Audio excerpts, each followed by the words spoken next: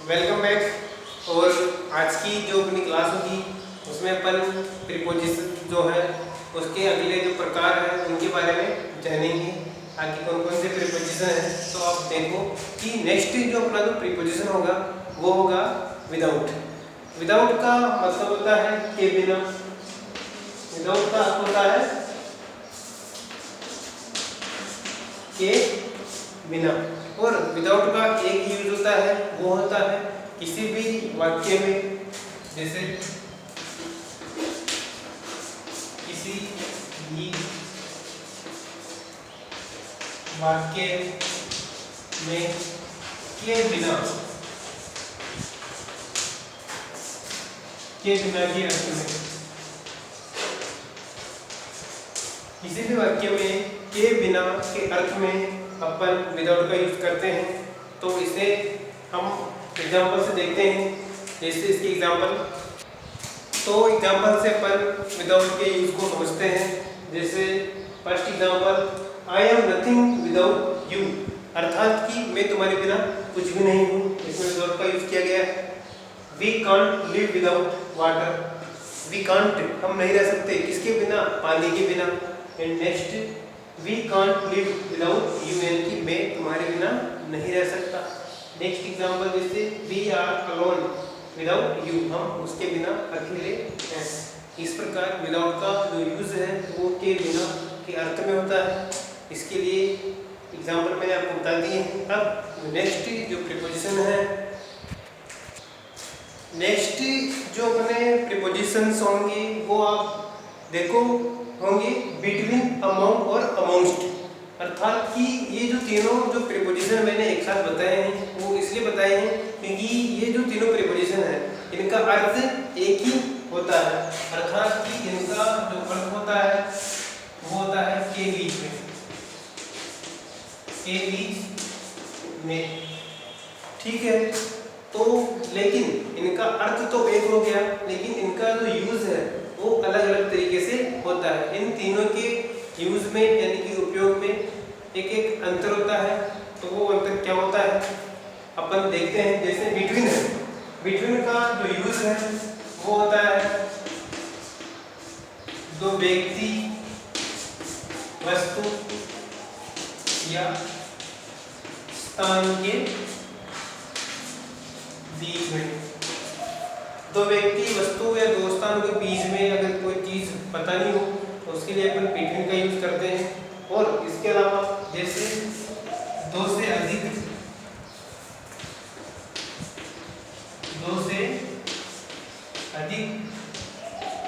व्यक्ति, वस्तु या स्थान हो, जब दो से अधिक व्यक्ति, वस्तु या स्थान हो तब अपन अमंग का यूज करते हैं। और जब अब अमंगस्ट है तो अमंगस्ट का यूज भी अपन दो से अधिक व्यक्तियों के बीच में ही करते हैं। दो से अधिक व्यक्ति, वस्तु और स्थान के लिए करते हैं। लेकिन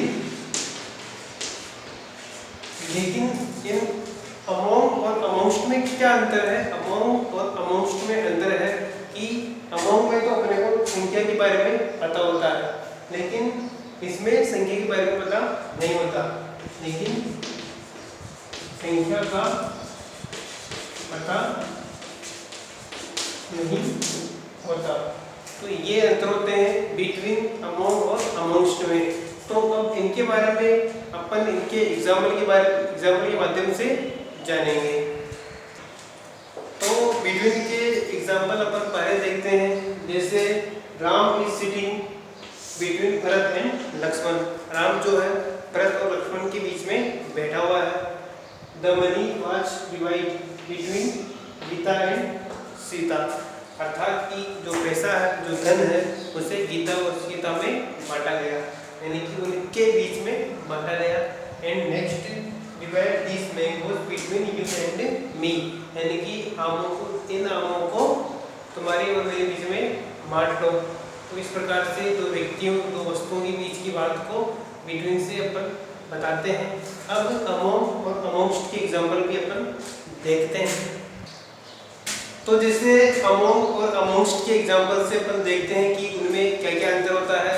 जैसे यहाँ पर पहला एग्जाम्पल मैंने लिखा है, आई वॉज अमोंग 50 पीपल, यानी कि मैं 50 लोगों के बीच में था। तो यहाँ 50 लोगों के बीच में मैं हूँ, जो कि एक फिक्स संख्या हुई। बट नेक्स्ट एग्जाम्पल जैसे I was amongst the crowd, यानी कि मैं भीड़ में था। और भीड़ कितने लोगों की है, 100, 50, 1000, 2000, इसका पता अपने को नहीं है। बस ये है कि बहुत सारे लोग हैं। नेक्स्ट एग्जाम्पल जैसे अमन इज अमोंग 5 पीपल, अमन 5 लोगों के बीच में है। फिक्स पता है 5 लोग हैं। But he was amongst many peoples, अब नेक्स्ट एग्जाम्पल है वह बहुत सारे लोगों में था। तो यहाँ पर लोग कितने हैं ये पता नहीं है। तो इस प्रकार से अमोंग और अमोंगस्ट का प्रयोग किया जाता है। अमोंग में अपने को पता है भाई कितने आदमी हैं, कितनी भीड़ है, कितनी संख्याएं हैं। बट अमोंगस्ट में अपने को पता नहीं रहता भाई कितनी संख्या है। तो इस प्रकार से इन तीनों का यूज अपने किया जाता है। नेक्स्ट जो अपना प्रीपोजिशन होगा वो होगा थ्रू, अर्थात इसका मतलब होता है आर पार या के माध्यम से। इसका जो फर्स्ट यूज है वो होगा किसी चीज के आर पार देखना या फिर किसी चीज के आर पार गुजरना, एक सिरे से दूसरे सिरे की ओर जाना। अब इसका जो यूज है उससे अपन एग्जांपल से समझते हैं। जैसे I can see you through the window, यानी कि मैं तुम्हें खिड़की से देख सकता हूँ। आर पार के लिए थ्रू का यूज हुआ है। I was passing through the street, यानी कि मैं एक गली से गुजर रहा था, यानी कि गली के इस पार से उस पार जा रहा था। तो यहाँ पर थ्रू का यूज हुआ है। नेक्स्ट एग्जाम्पल जैसे we went through the underpass, यानी कि हम सुरंग में से गुजरे। तो सुरंग के एक किनारे से दूसरे किनारे की ओर गए। तो इनके लिए अपन थ्रू का यूज करते हैं। थ्रू का जो नेक्स्ट जो यूज होगा वो होगा किसी चीज के लिए कोई माध्यम बताने के लिए या फिर कोई रीजन बताने के लिए अपन थ्रू का यूज करते हैं, या फिर साधन बताने के लिए और माध्यम बताने के लिए अपन थ्रू का यूज करते हैं। एग्जांपल जैसे आई गॉट दिस जॉब, मुझे यह जॉब मिली है। किसके माध्यम से या फिर किससे मिली है? थ्रू द चेयरमैन, यानी कि चेयरमैन की हेल्प से, उनके माध्यम से ये जॉब मुझे मिली है। तो यहाँ पर थ्रू का यूज हुआ है। जैसे आई न्यू इट, मैं यह जानता हूँ। किसके माध्यम से? थ्रू रमेश के माध्यम से मैं यह जानता हूँ। तो इस प्रकार से थ्रू का सेकंड यूज है। अब थ्रू का एक यूज और भी है। थ्रू का जो लास्ट जो यूज है वो होता है रीजन बताने के लिए, कारण बताने के लिए भी अपन थ्रू का यूज करते हैं। इसे अपन एग्जांपल से समझते हैं। जैसे ही सक्सीडेड थ्रू हार्ड वर्क, वह सफल हुआ कैसे? कठिन मेहनत की वजह से, कठिन मेहनत के कारण से, वजह से।